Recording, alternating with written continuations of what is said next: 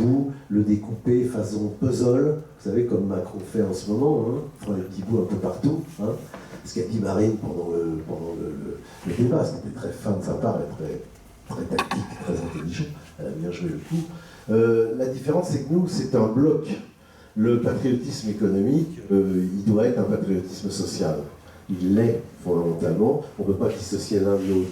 Un patriotisme social sans économie, c'est un peu du vent, c'est Mélenchon. C'est la porte ouverte à l'internationalisme, et donc toutes les compagnies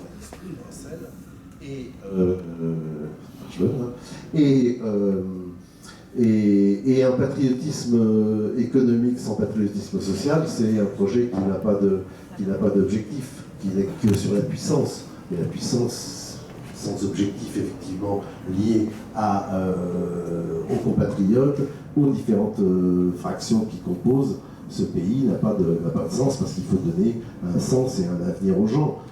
On le sait depuis les Grecs, s'il n'y a pas de vent favorable à celui qui ne sait pas où il va. Et Macron, avec En Marche, c'est des forces centripètes, hein, c'est-à-dire que on part de Macron et on revient tout de suite à Macron. Il n'y a pas Emmanuel Macron, En Marche, les initiales, il n'y a pas d'objectif, il n'y a pas de projet, il n'y a pas de chemin, il n'y a pas de route. C'est le vide intégral de ce point de vue-là. Alors, je crois que Macron, plus il va être sur le devant de la scène, même si les débats maintenant, avec 10, 11 candidats, 11, ça va être difficile. Hein. À 11, ça va être difficile. Mais je crois que, à la différence de Mélenchon, qui est un tribun, moins on l'entendra, Macron, et mieux ça vaudra pour lui. Bien évidemment. Le risque, c'est quand même qu'il ne peut pas faire ça jusqu'à la veille des élections. Ça ne va pas aller. Donc je pense qu'il devrait effectivement faire des erreurs comme il a fait déjà. Il n'a pas de colonne vertébrale. La France, pour lui, c'est pas une culture. L'histoire, pour lui, c'est une espèce de rédemption sans cesse. Et c'est la pleurniche, et c'est les crimes contre l'humanité, etc. Tout est dans tout et l'inverse. Il n'a pas, effectivement, une idéologie carrée, insécable comme la nôtre. Et si je prends l'exemple de Villeneuve, pour revenir à Villeneuve à la fin de mon propos, eh bien, à Villeneuve-Saint-Georges, il est en train, l'officier de police judiciaire que j'ai vu pour préparer cette réunion avec vous, me disait, vous savez que l'équipe Macron est en train de prendre un local à côté, à 2 pas d'ici, ils ont loué un local. Alors, c'est qui l'équipe de Macron qui loue un local? C'est les gens du PS, c'est personne d'autre. Donc c'est la structure et l'ossature du PS. Alors, sur le plan stratégique et politique, Hollande chapeaute ce point de vue-là. D'accord? Il sort du chapeau un type qui est une marionnette, mais qui est une belle marionnette. Hein, si on prend l'image de Danton qui disait, vous savez, les hommes c'est comme les lapins, on les attrape par les oreilles. Il faut reconnaître qu'il est bon, Macron, de ce point de vue-là. Alors quand on prend son discours, on se rend compte que c'est vide. Mais le lire, il a beaucoup d'atouts. Hein, il est intelligent, malin, rusé, séducteur, il est beau gosse, machin. Ok, d'accord. Et c'est quand même très très fort d'arriver à même pas oser rentrer par la porte quand on est Hollande et se représenter à la présidentielle, et arriver à faire rentrer par la fenêtre quelqu'un qui n'est pas du PS, mais qui exprime tout à fait ce qu'on dit depuis des années, et ce que Marine dit depuis des années, c'est-à-dire que l'UMPS existe. Et là, dans une espèce de tour assez étonnant, il est en train de nous dire...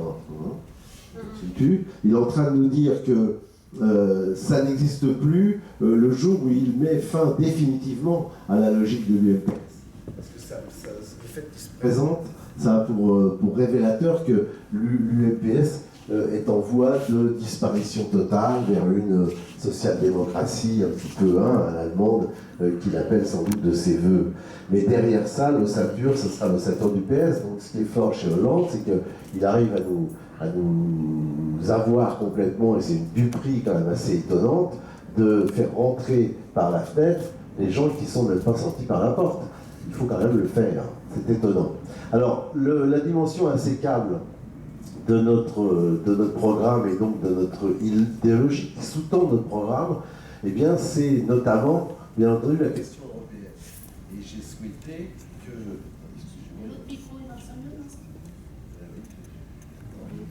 Là, c'est bon, oui.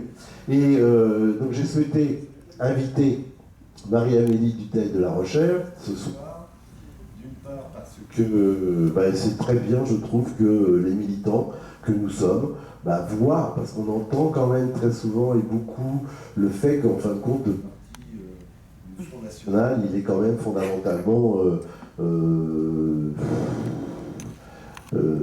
plein de gogoles, quoi, on va dire. Oui, pour le dire simplement. C'est-à-dire, il n'y a pas d'intellectuels, il n'y a pas de gens sérieux, etc. C'est quand même une litanie qu'on entend, qu'on a beaucoup entendu et qu'on entend encore. C'est-à-dire, la culture et eux, ça fait deux, etc., etc. Et donc, Marie-Amélie, elle est très représentative de ce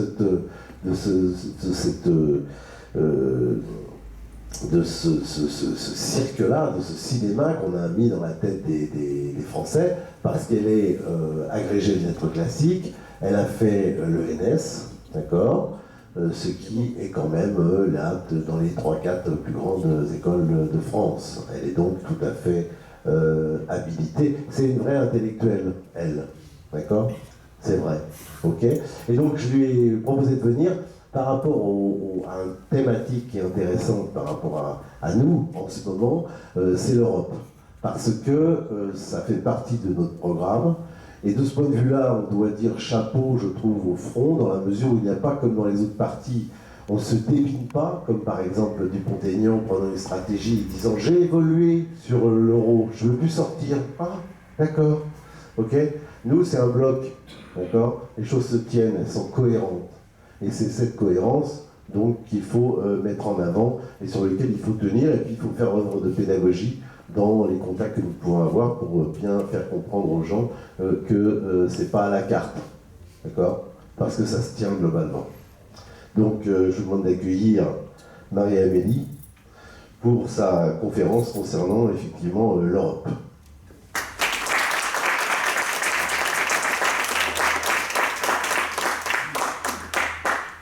Merci, bonsoir à tous. Alors, c'est en effet un thème important parce que la propagande est massive et depuis longtemps, et on nous dit toujours l'Union européenne c'est formidable, c'est la victoire de l'humanisme, la paix dans le monde, l'amitié entre les peuples, la prospérité pour tous et un avenir radieux, c'est pensée printemps, c'est du Macron. Or, ce qu'on constate quand même, avec un peu de bon sens, c'est qu'il y a au moins une réalité qui paraît d'abord comme un paradoxe. D'abord parce qu'on entend des phrases hallucinantes, comme le président de la Commission européenne, M. Juncker, qui a dit « il ne peut pas y avoir de choix démocratique contre les traités européens ». Donc ça, c'est un peu étonnant, parce qu'on a une institution qui se présente comme le summum de ce qui se fait de mieux en matière de démocratie, mais qui vous explique que néanmoins, il ne peut pas y avoir de choix démocratique en ce qui la concerne. Donc c'est un peu paradoxal. Et puis François Hollande a fait un certain nombre de déclarations dans sa vie, et un jour il a quand même déclaré « Je ne crois pas qu'une démocratie progresse par le recours au peuple ». Alors ça, je vous laisse méditer sur cette phrase et sur son sens intéressant. Donc on voit bien qu'il y a un mépris du peuple dans l'Union européenne, chez les eurocrates et à Bruxelles, et ce mépris se traduit par le fait que le peuple vote mal, parce qu'il ne comprend rien, parce qu'il n'a pas voté sur les bons enjeux. Si vous avez voté non à la Constitution européenne, c'est pas parce que vous étiez contre, c'est parce que vous avez voté sur d'autres sujets, d'autres enjeux, vous n'avez rien compris, vous êtes des crétins. Voilà, globalement c'est ce qu'on entend. C'était pareil sur le Brexit ou sur Trump. Tous ces européistes et l'Union européenne en général nous expliquent que les citoyens sont des imbéciles, qui votent mal, qui sont manipulés, qui comprennent rien à rien. Et donc c'est assez étonnant quand même d'avoir ces grands humanistes qui nous expliquent que les gens sont idiots. Normalement, quand on se revendique de valeurs humanistes, on ne parle pas du principe que les gens sont idiots, parce qu'il y a une petite contradiction. On voit aussi des effets calamiteux des politiques européennes en Europe d'abord. Le refus de tenir compte de la volonté exprimée des peuples. On voit monter des tensions et des insultes entre les peuples, y compris des peuples qui n'avaient jamais eu l'occasion dans toute leur histoire d'avoir la moindre tension entre eux. Il y a eu des tensions terribles et des insultes entre les représentants des Finlandais et des Grecs. Les Grecs et les Finlandais, jamais dans leur vie, ils ont eu l'occasion, jamais dans leur histoire depuis 3000 ans, ils ont eu l'occasion de se disputer sur quoi que ce soit. Mais grâce à l'Union européenne, c'est le cas. Formidable, grand progrès. Et dans le même temps, Donc on nous dit que les patriotes sont des affreux nationalistes pleins de haine et que les européistes, c'est la tolérance, l'amour et la gentillesse. Et on voit bien que c'est pas le cas. Donc le problème, c'est de savoir si c'est un paradoxe, donc si c'est bizarre, ou si c'est normal en fait, si c'est logique. Et donc pour voir ça, on va voir trois choses. D'abord, on va regarder pourquoi les politiques de l'Union européenne sont mauvaises en elles-mêmes, avec des mauvais effets, des mauvaises politiques, des mauvais choix qui sont particulièrement destructeurs pour l'être humain, et donc qui ne sont pas du tout humanistes, par définition. Ensuite, on va regarder si historiquement c'est une dérive de l'Union européenne, donc si en quelque sorte la machine s'est grippée et du coup ça va de plus en plus mal, alors qu'à la base c'était censé être un beau projet. Et enfin, on verra que si le concept même de l'Union européenne n'a pas un problème fondamental, c'est-à-dire si la nature de l'Union européenne, son ADN, n'est pas fautif dès le départ. Donc les politiques de l'Union européenne, on les subit tous les jours. Je pense qu'ici, il n'y a pas beaucoup de gens qui les trouvent formidables, mais il faut quand même rappeler en quoi elles sont mauvaises. D'abord, ce qu'il faut noter, c'est que ces politiques sont guidées par une idéologie. L'idéologie est celle qui est inscrite dans les traités, et c'est fâcheux parce que normalement, un peuple, une nation, c'est guidé par ses intérêts. Et donc là, on a une différence majeure en fait qui explique la différence d'attitude entre l'Union européenne et les autres pays, enfin les pays du monde, les pays souverains. C'est que ce qui conduit l'Union européenne, c'est son idéologie et c'est absolument pas les intérêts de ses habitants, qui sont totalement secondaires. Et ça, on le voit par exemple dans les négociations des traités de libre-échange, qui sont du ressort de l'Union européenne, puisque nos gouvernants ont décidé que c'était pas très important de savoir selon quels accords commerciaux la France négociait. Oui, parce que quand Hollande ou Matthias Fekl, qui était secrétaire d'État au commerce extérieur, nous ont dit non, mais nous on est contre le TAFTA, donc il passera pas. Ils n'ont pas le droit d'être contre le TAFTA, ils négocient rien du tout. Ils sont tenus au courant de temps en temps par la Commission européenne, mais le pouvoir de négocier, il a été délégué à l'Europe. Or, le problème dans ces négociations, c'est que de l'autre côté, on a en face le Canada dans un cas, les États-Unis dans l'autre. Alors, les États-Unis, ils ont décidé avec Trump que ça allait bien les traités de libre-échange, mais pendant longtemps, on les avait quand même en face. Or, ces pays-là défendent leurs intérêts, comme tous les pays du monde. Tous les pays du monde défendent leurs intérêts. Donc, qu'est-ce qui se passe quand on négocie un accord commercial ? Chacun défend ses intérêts, voit ce qu'il veut absolument protéger, les secteurs où il se dit moi j'aimerais mieux augmenter mes exportations là. Enfin, voilà, on négocie, on trouve un compromis, ou pas d'ailleurs, mais, parce que sinon on continue à négocier selon les règles de l'OMC, ce qui n'est pas un drame. Et donc, quand les États sont contents de ce qu'ils ont fait, ils signent. Le problème avec l'Union européenne, c'est que comme c'est une idéologie, que son idéologie c'est le libre-échange à tout craint, elle signe des traités qui sont défavorables à ses États membres. Par exemple, le traité avec le Canada, le fameux CETA, qui a été voté au Parlement européen il n'y a pas très longtemps, est un traité qui est désastreux pour l'élevage bovin français, enfin pour l'élevage bovin en général, parce que la viande canadienne est produite dans des grandes fermes, usines, avec des prix de revient beaucoup moins élevés que les prix français. Et globalement, on va nous dire c'est formidable, on va pouvoir protéger 20 appellations contrôlées au Canada, donc c'est pas très grave qu'on multiplie nos importations de viande de bœuf canadienne par 10. Bon. Donc on voit bien, on n'est pas du tout dans la rationalité, parce que c'est pas les 20 appellations contrôlées au Canada qui vont nous enrichir considérablement, parce que je suis pas sûr que les Canadiens d'abord vont consommer du fromage français en quantité massive. Par contre, la viande canadienne qui va arriver en France, on sait très bien quel effet ça va avoir sur nos éleveurs bovins. Et surtout, c'est l'Union européenne qui a négocié tout ça, et son but était vraiment d'arriver à un accord à tout prix. Ce qu'on voit aussi en interne, donc pas par rapport à d'autres pays, mais en interne de l'Union européenne, c'est que l'Union européenne, cette idéologie qui la fonde, c'est la concurrence, la libre concurrence, la concurrence non faussée. C'est l'obsession de la Commission européenne sur tous les sujets et partout. Mais ce qui veut dire quoi ? Ça veut dire qu'on met en concurrence tout et n'importe quoi, et surtout, ça veut dire que chaque pays développe ses avantages concurrentiels.